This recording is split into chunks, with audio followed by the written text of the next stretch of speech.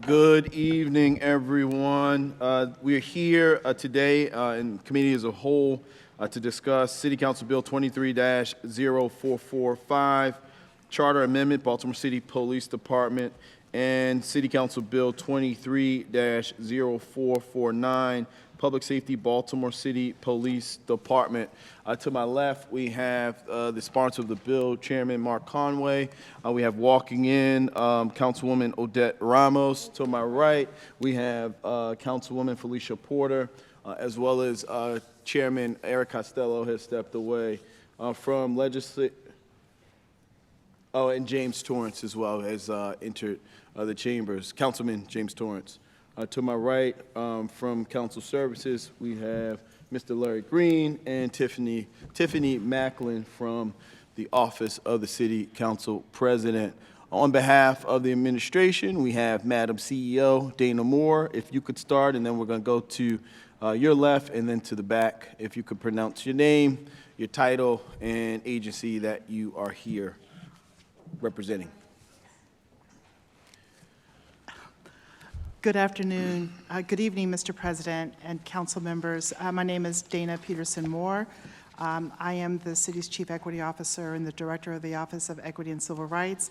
And tonight, I'm really here wearing my chair of the Local Control Advisory Board hat. Thank you, Madam CEO and Madam Chair.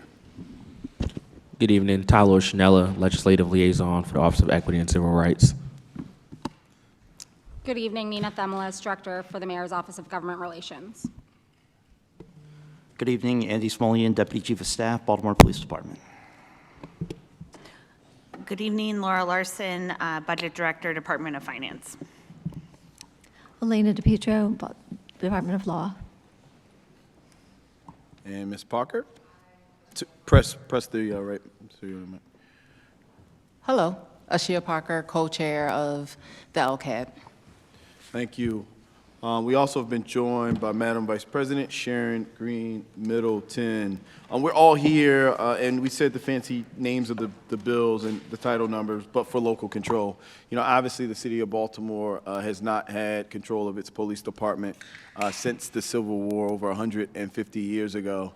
I think the purpose, what brought us all here, and what we would like to do tonight is, one, go over the details associated with the bill, understand and know how we got here, meaning the legislative process, you know, what took place in Annapolis to provide this enabling position for us to hear tonight, and then develop kind of the next steps forward and any readiness that the city is in, the posture that we're in to move forward with this. Before we go into the bill, I do want folks to understand and know that folks will have an opportunity to speak tonight. The way that we're going to conduct tonight's hearing is we're going to turn it over to, I think we have someone from Annapolis that will come on and speak about the Annapolis piece and the Annapolis side of things. We then are going to turn it over to the chair of Public Safety and sponsor of the bill, and Chairman Mark Conway for opening statements. Then we're going to go to agency reports from an administration perspective. We're going to take questions from the council to the agencies, and then we're going to turn it over to the public, provide public testimony of 2 minutes per testimony to provide any questions, concerns, or feedback associated with today's proceedings. I do also want to point out that this is not the last time that the public will be able to participate in this process, that we have 2 additional town hall meetings set up for folks to testify in person or even virtually to provide counsel, again, with their questions, concerns, or issues associated with local control, this particular bill, and kind of how we move forward. We want to ensure that we stay strict to the subject of local control, and that's where we are from here. So with that, Mr. Larry Green, do you see Delegate on? She's not. Okay, we're going to turn it over to Chair of Public Safety and sponsor of the bill, Chairman Mark Conway. Thank you, Mr. President. Appreciate the opportunity today to bring forward these 2 bills, and we'll discuss both at the same time. Yep. Okay. These 2 bills, Bill 23-0445 and 23-0449. This is a longstanding issue. We've been in this council chambers talking about local control and its importance for some time. And also the Local Control Advisory Board has been working on kind of gaming out what this process would look like over the last 2 years, really. And so I want to thank the folks from the LCAB for all the great work that you guys have been doing in helping to pull together the insights and components of this bill. The hope now is that after the introduction and completion of these two bills and eventually a charter vote, we can finally settle this measure and we can stop talking about it. I think we all agree, 82% of folks with the last charter amendment agreed that we should have local control. That was technically granted, but we're in somewhat of a murky area today with the actual ability of the city council to write laws around the police department. These two bills today have the same purpose, but do so from a different perspective. The first bill is a charter amendment that will eventually go to a ballot measure in November of '24. And so you guys will get to vote on that again. And what that does very simply is outlines the powers and the responsibility of the police commissioner and the police department. Just like every other agency in the city, this games out the responsibilities of the police department. And so it's a pretty straightforward bill. The second bill is a change to the Baltimore City Code. And that gets into a little bit more detail about some of the basic operations of the department, how it's structured and otherwise. These are things that can be legislated upon by the city council at any time. Just like other city agencies, they're structured much in the same way. When looking through the former structure of the police department, we looked at the public local law for the state of Maryland and essentially took that information, boiled down what needed to go into a charter amendment and needed to be protected behind the vote of the people, and what should be at the hands of the city council to make swift decisions. So we boiled that down between those two bills, which are the two that are on the desk here today. And some of the things that were in the public local law were not really necessary to bring over, and we struck those things from both of these bills.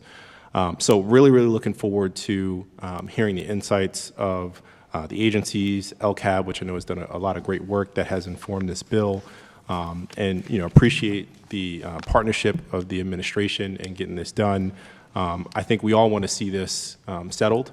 And I think Delegate Smith, when she comes on, will talk a little bit about what needs to happen at the state level. Ultimately, there needs to be a change to the charter by which we strike limiting language upon the city council's powers. I won't confuse everybody in explaining why that is necessary, but it is necessary. And so we want to make sure that we outline the basic structure of the department in our law, and that the state then can strike limiting language so that it can be very clear that the city council and the mayor have full authority over the police department, just as they do for every other city agency in Baltimore City.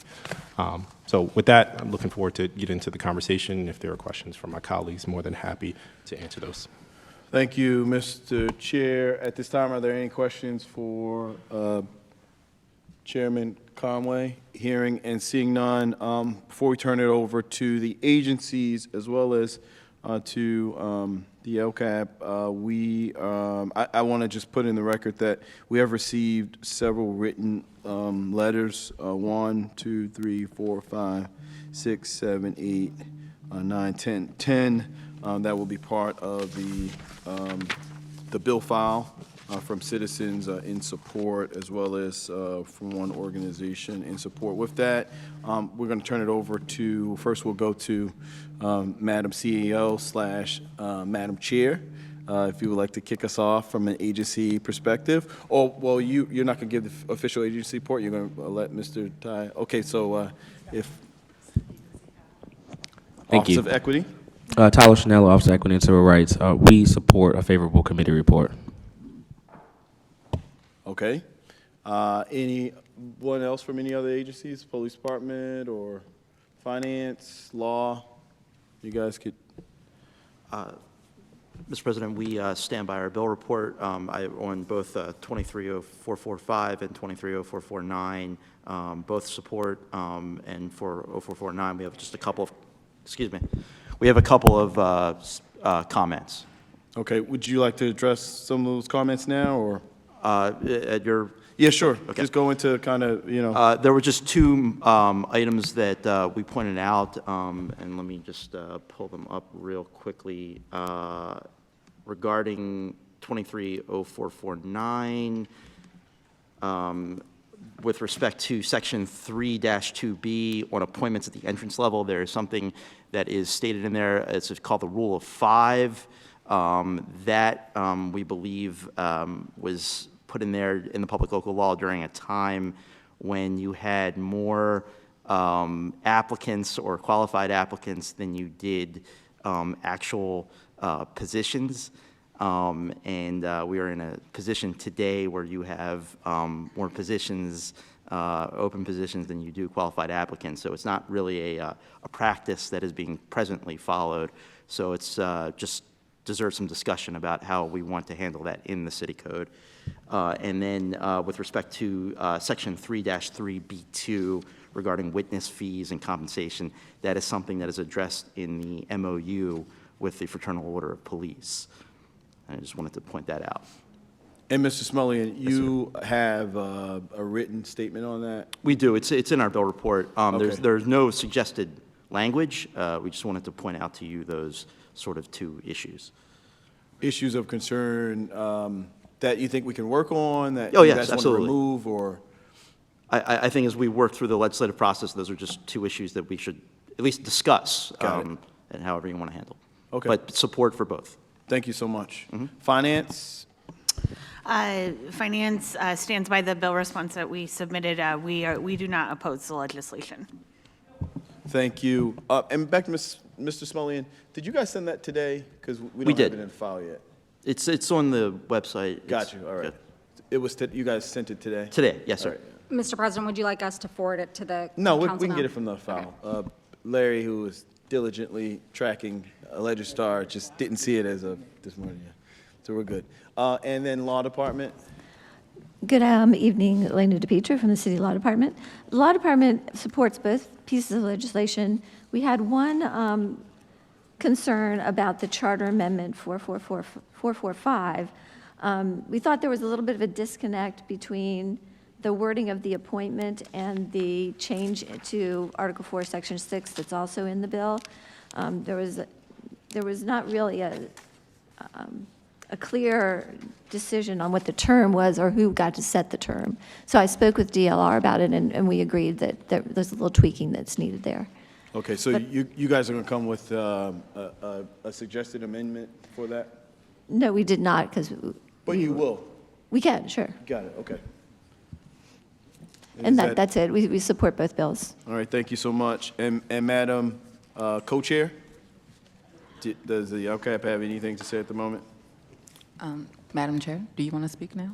Oh, I'm sorry. Well, I started you first, and you passed off. Madam, either co-chairs. My husband always says, you never give up the mic when you have it. We all know your husband. No, he never gives up the mic. I think he's watching, so. Hey, Ralph. Sorry about that, Ralph. He knows himself very well. So yeah, here we are. My name is Dana Peterson Moore, and I'm speaking now as the chair of the Local Control Advisory Board. We've been here a couple times before, and I just want to note, when we were here on February 21, 2023, we sort of anticipated this moment, that we would do our work, we would dig in and lean in and do what was necessary to get the charter amendments through, and that we would then hand it over to the legislative body to do its work. We anticipated that the legislative process by the City Council would really begin in July 2023 and conclude by December 2023, and I think that we're on track for that.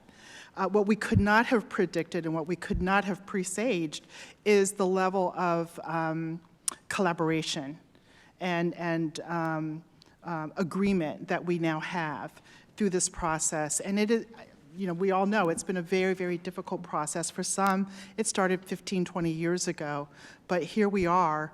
We have a proposed charter amendment that I think is reflective of what needs to be happening here in the city. We have public local laws that are reflective of what needs to be happening for Baltimore. It should not be missed that the work of the Local Control Advisory Board continues. We took up the need to get an additional charter amendment and worked really, really diligently.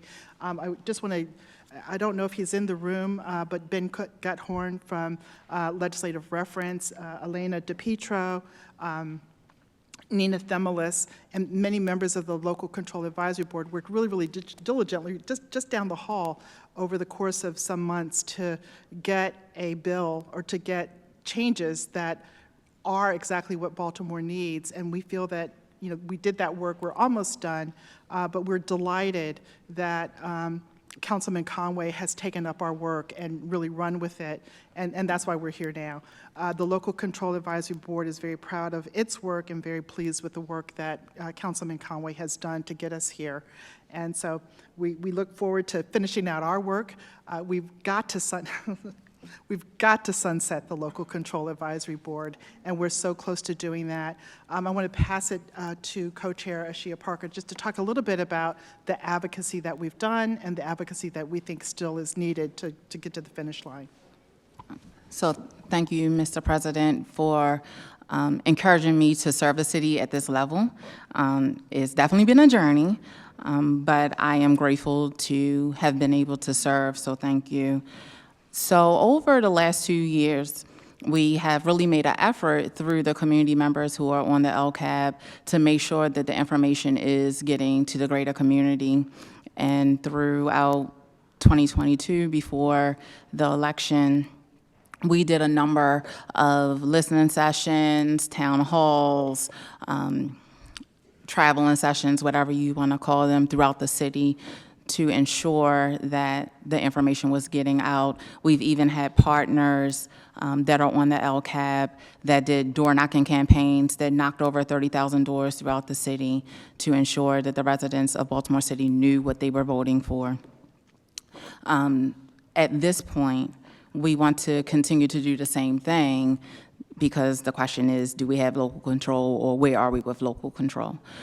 So we are definitely looking to pass the baton, of course, back to council and support council in any way, support at the state level, whatever. I'm curious as well to hear what the state would like to say about where we are and what needs to be done. But we are definitely looking forward to using the connections and the networks and the folks that are here today to speak to make sure that the residents of Baltimore City know where we are, understand what is going on, and feel comfortable about the work that has been done. Thank you, Madam Co-Chair. Madam So, CEO.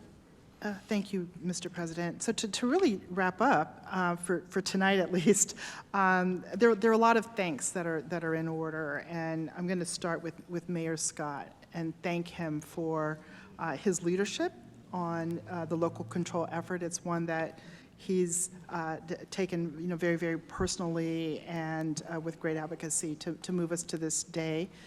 So just really want to thank him and for his support and work on the Local Control Advisory Board. But then also to you, Mr. President, you're a member of the Local Control Advisory Board. I still remember you, after it was decided that I would serve as chair, it was you who said, but there needs to be a co-chair that represents the community, that is not part of government. And that brought us Ashia Parker. And one of the great things about this work is the friendship that has been formed between Ms. Parker and myself, but also just the high level of advocacy that we know is really important to do. We are all very grateful. There are a number of members of the Local Control Advisory Board that are here in the room. Just want to thank each of them. If they could all stand. Yeah, sure. If The they could, LCAB the members members. of the Local Control. Are any here? If members of the Local Control Advisory Board could please stand and be recognized. Thank you They for are, your service. so Ray Kelly is here, so thank Yeah. you. I mean, I guess I should have stood too. Yeah. But See, this is why you're president, and I'm not. But anyway, it's been quite a journey, and it's rare that one gets the opportunity to be part of such impactful work that really is going to change how Baltimore operates. You recall way back, back in early 2023, this whole process started on July 30, 1729, when Baltimore City was founded. We established our police department in 1784, and since 1784, we have not had the full control until 2023. So kudos to us, for all of us, for getting us to this day, and we look forward to the work ahead. Thank you. No, thank you so much. And I think you kind of hit the nail on the head, a point that we haven't really focused much on today, the history behind what brings us here today. This is a very historic moment of us going down this path. I think one of the big things is if folks know the history, and how old this is, and this symbiotic relationship that Annapolis has had on the city of Baltimore for something that is so critically important. I mean, the right to have control over the institution, the agency that is literally centered to protect and serve. And then when you couple that with the recent history and the chasm between the relationship of the police department and our communities, and why we're in a consent decree and why we're working to get there, that this is just another incremental step in the right direction. I want to be really clear that, as we continue to grapple with public safety issues, that this is not a silver bullet to solve crime in the city of Baltimore or from a public safety perspective. This is just simply saying the residents of Baltimore City pay their taxes. The function of government is on the backs of the taxpayers, and ultimately it should be the taxpayers who are paying into the system that have the most say into the system that is representing, protecting, and serving them. Not a senator from Garrett County or delegate from Somerset, but from the citizens and the folks that they elect here in City Hall. And that's why we're here today. So with that, we're going to go directly into public testimony. Before we do so, Chairman John Bullock has Mr. President, I'm sorry, I have one chambers as question. well. Oh, I'm so sorry. I didn't know that. We do have some questions from council members. All right, so we're going to start with you, Councilwoman Ramos. Thank you, Mr. President. This is a question for the sponsor and maybe for the law department. Looking at the charter amendment, on the head of the department qualifications, it says the police commissioner shall be at least 30 years of age and have at least 5 years of experience in law enforcement. Don't we want to also specify that the commissioner needs to be sworn? No. Yeah, we can update that. Okay. Yeah, I can take that one if you want, if you just. please. I think it says in the next section B that they should be confirmed and shall serve pursuant to Article 4, Section 6, which is where the swearing in of an executive is. No, not, I'm sorry, thank you for that question, but when I say sworn, I mean like literally a sworn Sworn officer of the yes. law, and not necessarily somebody who works in a civilian role, but is still in law enforcement. Understood. Does that? I'll punt to the law, police department on that one. That's a question, that's a policy question for you all. And I do know that in the Local Control Advisory Board, we did discuss that, and there was a back and forth conversation on that. This was what was ultimately chosen. If you feel otherwise, I don't think that we have any objection. But that's, again, a judgment call for the council. No, I think that you makes total sense. I think that we probably see that as a friendly amendment to tighten that up. I mean, obviously, I think that that's the intent, but to explicitly put that in language makes total sense from my perspective. Mr. Chair, Sponsor Bill, do you have anything to add? No, I think that makes a ton of sense, and I thought it was presumed. Please. Dana Moore, I can actually share some of the thinking of the Local Control Advisory Board. We felt that We actually did go back and forth, and we actually named some names of people that are not sworn that we thought would make excellent police commissioners, and I won't say their names now because I don't want to embarrass them. But really what we were thinking is that as we move more towards police accountability and making sure that the police department is run by persons that have the very best interests of the community at large at the head of it, it is not necessary that the police commissioner be a sworn officer, meaning it's not necessary that the police commissioner be an actual police officer. That's what we really want, is to make sure that whoever is at the helm of the police department has is there for the right reasons, has some of the skill sets needed to navigate and manage a very, very modern police department. Someone, for us, it'd be really important to make sure that they're aware of the consent decree and all of the progress that's been made on the consent decree. And that doesn't necessarily mean or require it be a sworn officer. We were pretty clear that that was not a requirement. Well, Madam CEO, you don't have to give their names, but could you talk about the experiences or backgrounds that you thought would fit perfectly as the police commissioner without being a sworn officer? Sure.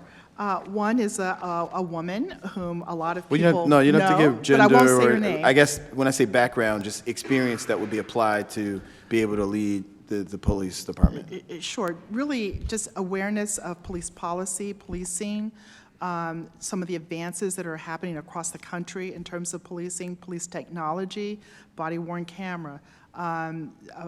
We would love to have, we talked about, someone who has, interest in continuing to learn. Because as advances happen across the country, even in this city, we would want to make sure that the police commissioner is aware of those and willing to embrace new technologies. So those are just some of the things that we talked about. Got you. Through the LCAP's time, do we find any examples that worked where actual non-police officers were running large police forces like the city of Baltimore? Do we know of any examples that are out there? Offhand, no. Okay. But I can All right, thank you. report back. All right, thank you. Councilwoman Ramos, you have any more questions? You asked my follow-up question, Oh, okay. so I'm fine, but I do think that warrants further discussion amongst us. Thank you. No, thank you. I think there's an additional question from Councilwoman Felicia Porter. Okay, all right. Are we good over here? Any other questions, concerns? Any questions, concerns over here? Okay, well, at this time, we're going to turn it over to the public to provide feedback to us, any questions, concerns, or issues you may have. We're going to go in order by the list that I have. Each person will receive 2 minutes to provide the council with testimony. The first person I have up is Paulette Carroll.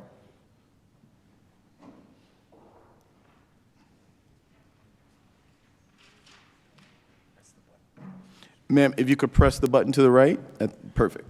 And lower the mic so we can hear you. Thank you.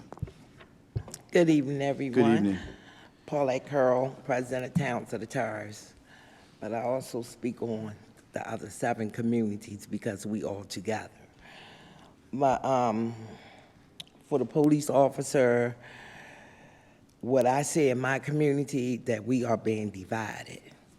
You understand?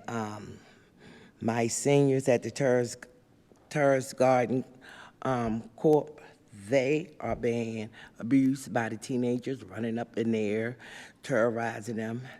Yesterday, it was hard for police to come out. We don't have nobody walking through the community looking out for the seniors or anyone else. But it was left up to housing to have security. Started September the 1st. I seen one officer, and I walked my community several times out of the mud and take pictures.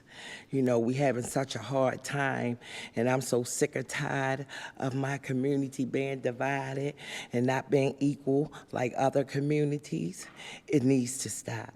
We all need to come together as one to help each other out, not pick and choose what community, they gonna go through or who they gonna help. And it's hard on everyone, even down to the kids, because they see that nobody cared. So they gonna do whatever they want to do. But now my seniors are being abused.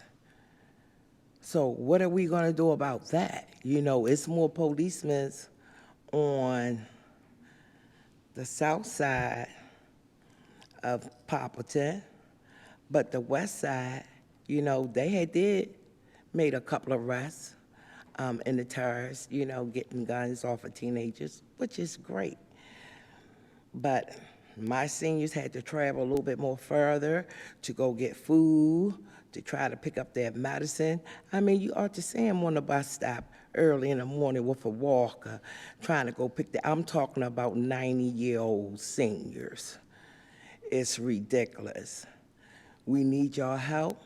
We need more teams to come over to the west side and help the leaders there. You know, our advisory board with housing, they're no good because they withholding information for me to bring back to my community.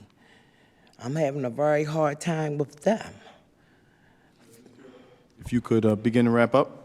Yes, I'm about to wrap up. Yes, ma'am. Please come into the community, not just one side. We all need you. Thank you so Thank much. you.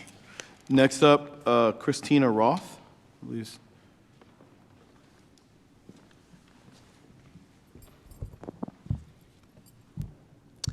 Thank you. My name is Christina Roth, and I'm Senior Policy Associate here on behalf of the LDF in support of City Council Bill 230445, Charter Amendment, Baltimore City Police Department. If passed the Baltimore City Council, it would set forth a charter amendment to establish the objectives, powers, and duties BPD, the police commissioner, and officers to be considered by voters in November 2024. Just 9 months ago, we stood before the City Council at a hearing discussing the necessary steps to fully obtain legislative authority over BPD. Weeks later, 2 state legislative proposals to strike limiting language from the Baltimore City Charter came about, and neither passed, both changer. It remains imperative for the Maryland General Assembly to remove limiting language from the Baltimore City Charter, though the legislation discussed today demonstrates support, collaboration, and commitment from the city officials, the City Council, LCAB, to at long last transfer oversight and accountability to Baltimoreans to govern their own police department. LDF urges the City Council to pass 230445 and 230449 as quickly as possible. Baltimore City Council residents and officials have studied and debated the transfer of control of BPD for years. Unlike all other jurisdictions in Maryland, Baltimore City has had limited authority over its police department since the 1860s, when state officials took over the city's police force. Black residents in Maryland and Baltimore are disproportionately policed, more likely to be subject to police use of force and violence. In Baltimore between 2015 and 2019, although 63% of residents were black, 90% of all police use of force incidents were against black people, compared with just 7.3% of use of force incidents against white people. In 2022, Baltimore residents overwhelmingly voted in favor of transferring control of BPD to Baltimore City. Of the 130,000 Baltimore residents who voted, over 82% voted to ratify the charter amendment to transfer BPD from state control to city agency, preferring to engage with City Hall instead of Annapolis regarding oversight of BPD. We thank the City Council for convening this hearing to discuss the local control and strongly urge to pass City Council Bill 230445 as well, sending it to voters in 2024. For additional details, feel free to reference my written testimony. Thank you for your consideration. Thank you, Ms. Roth. With that, we're going to turn it over now to Toby. And I can't read the last name. That's all right, Dietz. Dietz, sorry, Yeah. D-E-T-Z? D-I-T-Z. D-I-T-Z. Yeah, we left the E on Okay. when we emigrated. I got it. All right. So I am Toby Dietz, a District 11 resident, I think, and proud Baltimorean for nearly 4 decades. And I'm here on behalf of Jews United for Justice. And I assume you want us to speak to both bills at once. We support both bills. And we have been, is that not the case? Or Yeah, that is the perfect. case, thank Yep. you.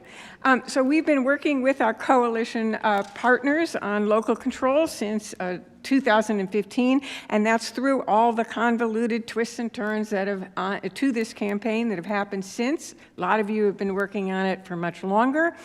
But as I stand here today, I am now optimistic that we're seeing the end. And that's in good part because you, the council, are now fully mobilized around this. But I'm just here to say, I think you all agree that we must not falter.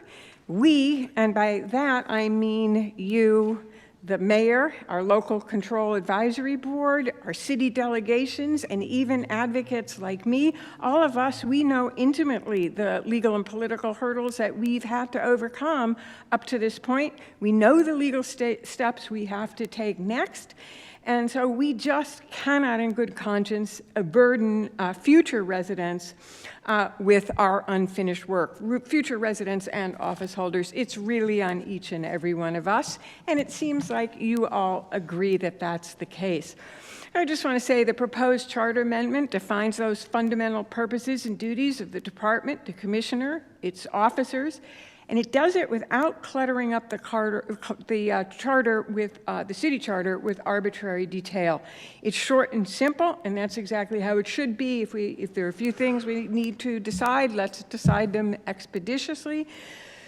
Bill 0449, which reenacts state laws that currently govern the BPD into local ordinances. Actually, what I'm so excited about is that you're actually modeling what local control is all about. You're using your ordinary lawmaking authority to begin to regulate the BPD, and it's really very exciting to witness. So I'm just here to say, let's pass both bills quickly and cleanly, because we need to send, as a city, a united message to the General Assembly that we did do our part, and so that they now must do theirs. Thank you very much for the opportunity. Perfect ending, Ms. Dietz. I like that. Thank you so much. And we received your written testimony as well, Ms. Dietz. Next up, Sergio Espina.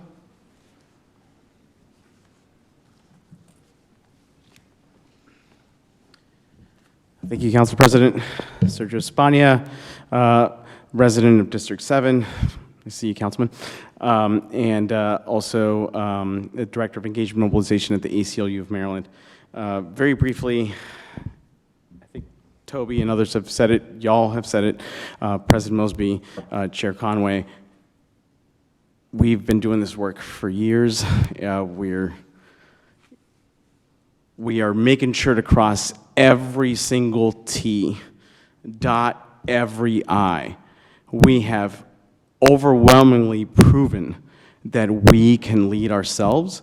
Y'all, as a council, and particularly with the second bill outside of the Charter Amendment bill, have proven that we can do what every other jurisdiction in our state has done. We can supervise and provide direct oversight for our own police department. I also want to appreciate the work that Councilman Conway, that Director Moore, folks from the Local Control Advisory Board, the 82% of residents that voted in favor of local control.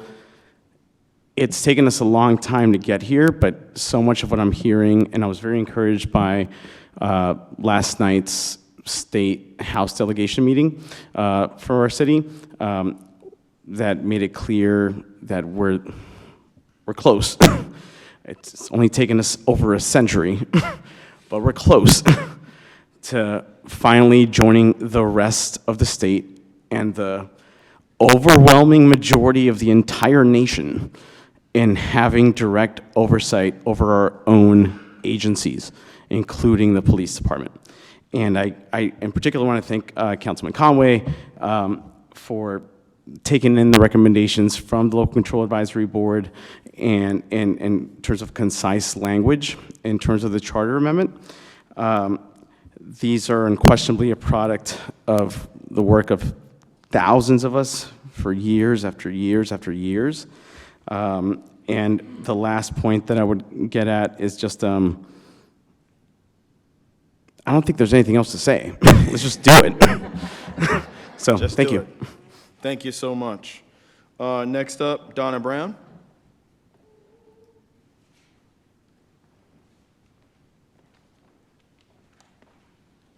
Good evening, Council. How are you doing? Thank you. Donna D. Brown, voting resident of District 7.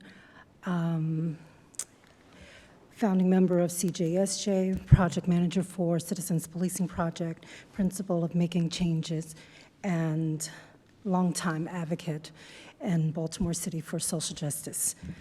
As an activist and organizer, I've engaged with impassioned residents of the city from every community who have advocated for local control of our police department.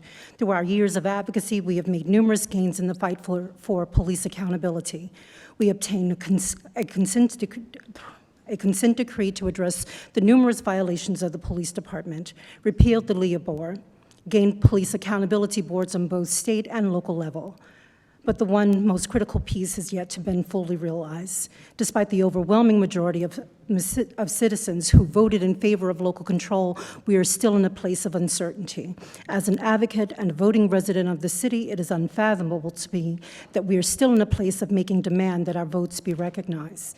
To have genuine accountability, the citizens of this city deserve the right to appeal to a body of representatives that share in the dynamics of what we experience in the city, to make policy change where we deem necessary, and to reinforce accountability in real time, to create equitable conditions in the interests of all of the citizens of the city. To make this appeal in this pace feels like home. As representatives of the city, we all live in and experience together brings justice home. And working with citizens who elected you to represent and reinforce the values we all want to make our communities whole. Having local control begins the process of repairing the long overdue sense of justice and repairing the sense of racial justice imposed on our communities. I thank you for voting in favor of this bill amendment. Thank you. Thank you, Ms. Brown. Next up, David Kramer.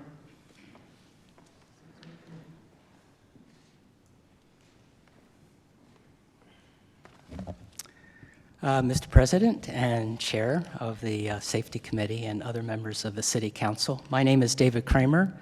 I'm a constituent in the 4th District and born in the city and spent my entire adult life as a resident of this city. I represent Showing Up for Racial Justice. We're a chapter of a national organization, and our city membership is about 2,000. And we support groups that are impacted by racial inequity. And the group that we're supporting right now is the Campaign for Justice, Safety, and Jobs, and we're a part of that coalition. I was present at the 2023 legislature, and it was sad to have the committee, both committees that were hearing bills about local control, wanting to support the city, but the city was not united, and it was very disconcerting. And it looks like that unity has finally been achieved, and I think the important thing now is that this bill gets passed before the 2024 legislature so that we can have the legislation passed needed to finally finalize local control. Thank you. I wholeheartedly support you, Mr. Kramer. Next up, Arlene Orgerick.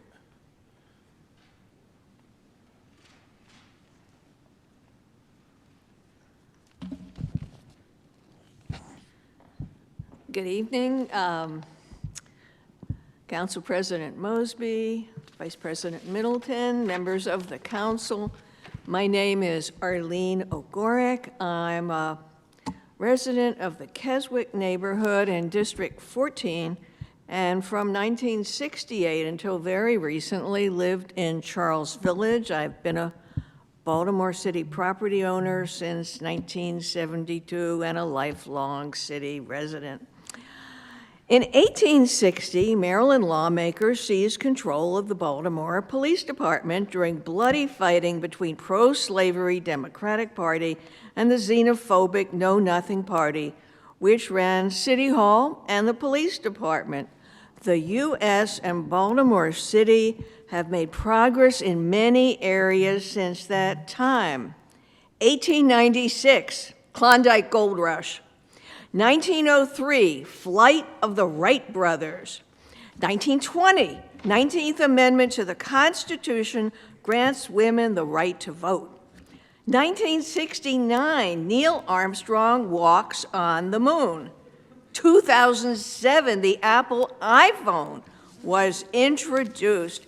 And still, in 2023, residents of Baltimore, Maryland cannot say definitively that we have control of our local police department. Really? No! We are one of the last two cities in the country without local control. Baltimoreans are tired, frustrated, and appalled at this continuing injustice. Baltimore City Council members, you must stand firm as you work with the mayoral administration and state legislators to swiftly correct this situation.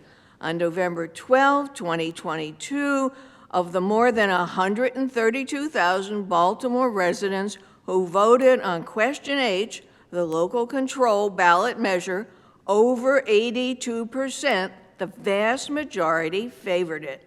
This issue is about racial justice, police accountability, and representative democracy.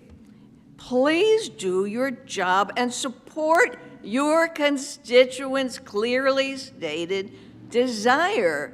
I urge you to vote favorably on 23-0445 and 23-0449 to fulfill the will of the people and codify local control of the Baltimore Police Department. Thank you. Thank you, Ms. O'Gorick. Next up, I see Shorty Davis. Good evening, good evening. In 1870-something, y'all gave the state the police department. In 1817, whatever, that was slavery going on. So y'all done let the state hold slavery intact since this conception. So if y'all get control of the police department, is y'all gonna end this mass incarceration? Is y'all gonna end this targeting the black community? Because in 1857, Chief Justice Roberts, not Chief Justice Roberts, but Justice Tawney, the Supreme Court said blacks ain't got no rights in which white America respects. They never retracted Dred Scott, but you retracted the abortion bill. You know what I'm saying? So is y'all gonna defend black people when y'all get control of the police department? Or y'all gonna continue to let Annapolis treat us like plantation politics and trade our bodies for the penitentiary and the plantation? Is the control of the police department gonna change the living conditions for black people here in Baltimore City? Because y'all the people are supposed to be representing us. We gotta go through layers and layers for protection. I've been policing the police since 2006. Sharon Middleton will tell you. She was city council. I don't know who else was here that long, but I've been policing y'all since I came to town. And y'all need to change what y'all doing with y'all police department. Stopping, frisking, zero tolerance, locking up 10-year-olds. That's what Scott Schellenberger and Ivan Bates was talking about last night at y'all's council meeting. You feel me? So is y'all gonna end this Jim Crow, or y'all gonna just change the position of the plantation? Thank you. Next up, we see Adrena Britt.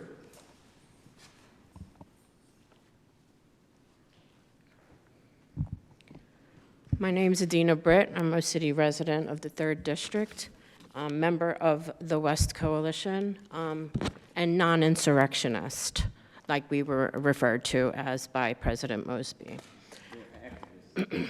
My statement is just about in 0445, there's a provision that says providing for police officers enjoyment of certain immunities and defenses, which sounds a lot like upholding parts of LEOBR.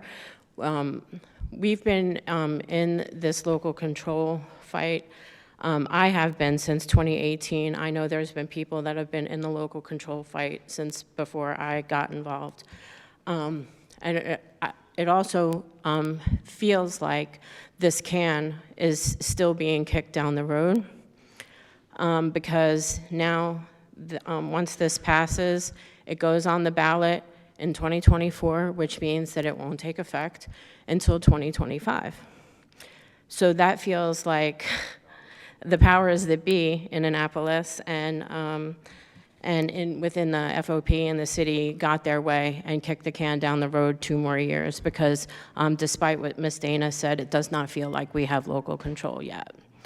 And I have concerns that we're continually trying to actually repeal the entirety of LEOBR. And to have a provision of LEOBR put into the city charter is concerning to me, because officers having any kind of qualified immunity and defenses, especially in cases of police brutality, which is what we advocate against, is very concerning, because it literally lets them get away with murder and abuse and terrorism. So I would just really like for you all to consider that and think about victims of police brutality, and maybe just like kind of be on our side, the residents' side, when we are trying to get LEOBR repealed and not put into the city charter, you know, for any time, you know, for the future, for elements of LEOBR to be concretely placed into our charter, because I believe that police officers that abuse their authority should be held to account just like any other perpetrator of a crime, because it is crime when they are victimizing citizens. Thank you. Oh, and we really would like an apology for being called insurrectionists. No one called you an insurrectionist. You did. No, we did not. Thank you, Ms. Britt. We asked that you not interrupt the beginning of a city council meeting before we went into the Pledge of Allegiance and after the preacher was going to preach. We just ask for respect in this chamber. We allow everyone to come and speak. We open this chamber up. This is the people's chamber. But there's a certain level of decorum. So when we open up a meeting, we ask that folks not stand and scream while our preacher's about to start preaching. Thank you so much. Okay, well, we're here now. We're here now. We're talking about local control, right? And we're going to talk about local control. All right, there's one more person left, Ms. Tawanda Jones. It's your floor. You have the mic. Good evening, everyone. I am the sister of Tyrone West. My brother was brutally executed 10 years ago, 540 weeks. We've been peacefully protesting, advocating, going back and forth to Annapolis, literally going around the world advocating for the brutal death of my brother. Like, he was beyond murdered, like kicked, pepper sprayed, tased. I had to literally go on my pocketbook and scrape up money to have a second autopsy done, to have my brother unearthed, because David Fowler wanted to lie and say that my brother died from a heart attack and dehydration when there were 17 killer cops that murdered my brother. And the first one being on the scene, Killer Ruiz and Officer Chapman. They was the first one. They're repeat violent offenders, and they keep getting promoted to higher levels, but meanwhile, my family is suffering. Ruiz gets to marry Michelle Battle in the state's attorney's office, and that's why we can't get a fair trial, fair anything. It's just so sad and disgusting, and then we can't even get local control. Like, that's the part that breaks my heart. So now I'm walking in hearing that we have to wait to 2025. I've been in this fight since 2013. I'm sick and tired of the Doug and Pony show. No one family deserves to go through the hell and the nightmare that we're going through. Being lied upon, we come out peacefully to fight, and then we get things turned around, and then we get compared to people that murdered people in the Capitol. No way in the world will we ever condone ourselves like that. And the only reason why we went up against, and I know it's about local control, but it starts there.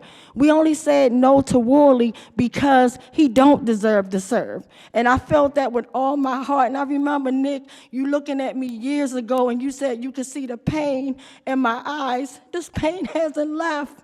It's still there. I live with this every night while people, families are resting. I'm literally running home from work. I teach in the county. I'm running here, probably got a speed camera ticket. I don't even speed, but running here just so that I can speak. When is enough going to be enough? And all we're asking for is local control. We don't want what my family is going through for nobody's family to go through. One unarmed man brutally beat to death, and the cover-up is far worse than his murder. That's the part that breaks my heart. I'm left penniless. 50 grand out my pocket, didn't do a GoFundMe. This was my money that I saved up for my kids' college future. And I had to give it up because they wanted to lie David Fowler and all the corruption and say my brother died of a heart attack and dehydration. We had 2 pathologists to pretty much say my brother was murdered. He died from positional asphyxia. So I'm just asking that you really consider the people and just know that that pain you saw years ago is still there. It's not going anywhere. Thank you guys for your time. Thank you so much, Ms. Jones, and we truly, truly understand and want to be as supportive as possible. I do remember meeting with you as a freshman city council member and sitting down with your family and demanding that the autopsy be released at the time for your brother. I was very supportive of you then. I've remained to continue to be very supportive of you now. I think as it relates to just from a housekeeping perspective on where we are as a council, this has to go to the voters because in order for us to truly have local control, we have to change the city charter. And in order to change the city charter, it has to be done at a general election. So that's why it takes place in 2024.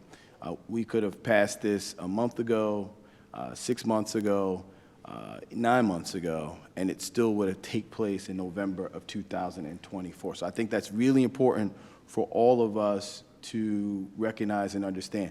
I think another point that's really important, I have 2 more points that's really important just from a housekeeping perspective, that this council is working aggressively of taking in the testimony from you, working with the administration and the different departments and agencies, and this was a real stickler of the chairman and the sponsor of the bill for us to get this out for the general session. So there can be absolutely no excuses in Annapolis. So that is why the council is committed, after we finish inclusionary housing, to working around the clock to ensure that we go into the session with our city delegation in hand, a bill that's passed from this city council to know that all that needs to be done in Annapolis to clean up anything in Annapolis that they need to clean up, that they'll be in the position and posture to do so. The last thing I'll say is not just as your city council president, but more so as your delegate, you know, I really push not to continue to kick this can down the road. I think that I've had several discussions with Ray Kelly as a delegate. I knew that when I came on as city council president, this was an issue that we were going to take up because, you know, the voters have gone to the ballot boxes 2 other times to say that they want local control and we need local control. And that's what your city council is working on right now. Again, I'm excited to continue to partner and work with Chairman Conway on this, and I look forward to successful and speedy hearings moving forward.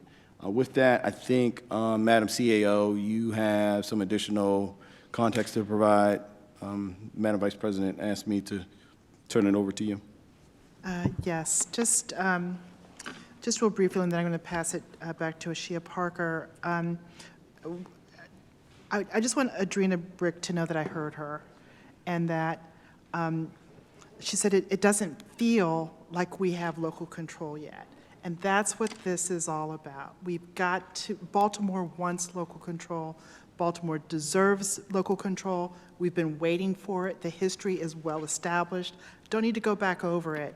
But we want, Adrena, I'm supposed to speak to you, but we want you to feel it. And that's why we, Ms. Parker and I, the Local Control Advisory Board, the Office of Equity and Civil Rights, we've put a lot of time and effort into this process because at the end of it, and it hasn't been without, you know, some consequences. There's only so many hours in a day. We've worked diligently to make sure that we get to this point. And at the end of it, we want you to not just feel it, but we want you to know it. and know that we have local control and that we have the responsibility and the ability to manage how our police department acts. Hearing citizens say that they don't feel like they're getting what they need in their community, but they see it happening at other communities. We work hard to make sure that there's equity across the city and that every community gets what it needs. We're not going to stop working on it. The Local Control Advisory Board has a little bit more work to do. We're going to keep doing it. We've handed a lot over to the City Council, but we're still in it. We're going to keep working on it. The Office of Equity and Civil Rights is here. We see it. We're part of it. At the end of the day, Ms. Brick, you're going to feel the difference. You're going to see the difference. You're going to hear the difference. The City Council is going to make sure. We've talked a lot about policing here in this chamber just this year, and there's so much more to do. I take notes. I've heard everyone. We know how important this is. Just want to thank you for the support. I'm going to pass it back to Ms. Parker. Thank you, Ms. Parker.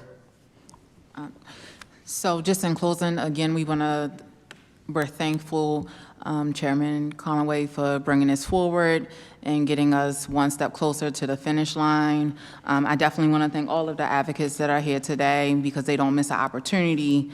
It's every meeting, it's every hearing, it's every community gathering. They don't miss an opportunity to voice their opinion and to offer accountability. And without that, over the last 10 years, I'm not sure that we'll be here today. So I definitely want to thank the advocates, thank everyone who was served on LCAB, everybody who supported LCAB, and just thank you to the council for helping us get this finally over the finish line. Thank you so much. From the administration, is there anyone else that would like to add any testimony, comments, questions, or concerns? Nina? Thank you, Mr. President. I just wanted to say, the partnership between the City Council, the Mayor's Office, and the members of the LCAB has been really refreshing, and I'm really excited to move forward with these pieces of legislation in Council, and then to move forward at lightning speed once session starts to get those final steps taken care of in Annapolis. Thank you. Are there any additional comments from members of the committee? Yes, Councilman Torrance? I just want to make sure we do have pre-filed bills through our delegation. So, I'm sorry, say that one more time? I just want to confirm, we do have pre-filed bills through our delegation I haven't already? seen a pre-filed bill yet. I don't know if, do you know if Nina? The bills aren't pre-filed. We still have one question that we're getting the answer to, but more or less the posture of the action for local control will be the Article 2, Section 27 portion removal. Yep. As it was introduced by Chair Smith and Carter last session. And then there might be a couple other residual items that need to be taken care of as far as any removal or repeal of public local law. And then do we have an ETA that both chairs will present the same bill? I'm just making sure. The intent of the administration is for them to be introduced on behalf of the administration, and they would be identical. Perfect. Thank you, Councilman Torrance. Any other questions or concerns from members? The only last two closing points I want to make is I think two things that I want council members to be aware of and to the general public that we'll continue to work on. I'll work with the chair is the piece around the pension for officers that commit acts of violence or crime associated with doing their duty. Obviously, the city has paid out a tremendous amount of money in lawsuits associated with the Gun Trace Task Force. The fact that folks could maim, harm, kill, shoot, plant drugs and guns and still be eligible for pensions is just completely unacceptable, and something that I'm going to ask this body to take up before we pass this out. And I do take to heart the comments from Ms. Britt regarding the qualified immunity clause and some of the language that we have in there. So we'll look to continue to kind of take that up. So council members you'll be hearing are from me in my office. We'll continue to work with you, Mr. Chair, to try to ensure that we get to that as quickly as possible. Obviously, we'll engage the law department, Mr. Petro, lock in step with us just to ensure that when we come to finalization of some amendments, they can be consistent with your constitutional legalese expertise. We're happy to work with the council on any language they want to propose. Okay, thank you so much. So with that, Mr. Chair, Oh, no. Mr. Chair, do you have any? I'll be very brief. I just want to thank everybody, for the participation, the partnership. We want to get this done as soon as humanly possible. We have a couple of notes that I've taken tonight based on the reports from the agencies, also notes from folks in the public that we'll take into consideration. If there's anything else that continues to come up, please don't hesitate to reach out to my office or to the council president. And just looking forward to getting this done. I think we all want to see it done. Thank you. Thank you. Before we close out, I would like to just say, please remember December the 4th and December 7th. We're just opening it up for public testimony for folks to come out, provide any questions, concerns. So we ask that you dig into the bill. If you have any additional questions, concerns, or problems, we truly appreciate it. Obviously, you know the posture of the council, where we stand right now. So we don't need folks to come back and provide us the same testimony. Obviously, you can if you would like to, but we would prefer that we save it for folks who haven't had a chance. And we're going to do that on 2 days, December the 4th at 5:30 and December 7th at 5:30. We're going to allow to do it in person as well as virtually, just to try to provide as much transparency and accessibility to this process as we continue to move down the pathway of trying to get this passed out of this chambers and have a quality sound and unified voice come the start of the General Assembly. With that, we are going to put this hearing in recess. Yeah, the town hall will be in City Hall, but you can also join virtually and provide testimony virtually. Again, that's December the 4th as well as December the 7th. With that, we're going to put the hearing in recess. So right now, it is around 6:09 on November the 29th, and City Council Bill 23-0445, as well as City Council Bill 0449 is in recess.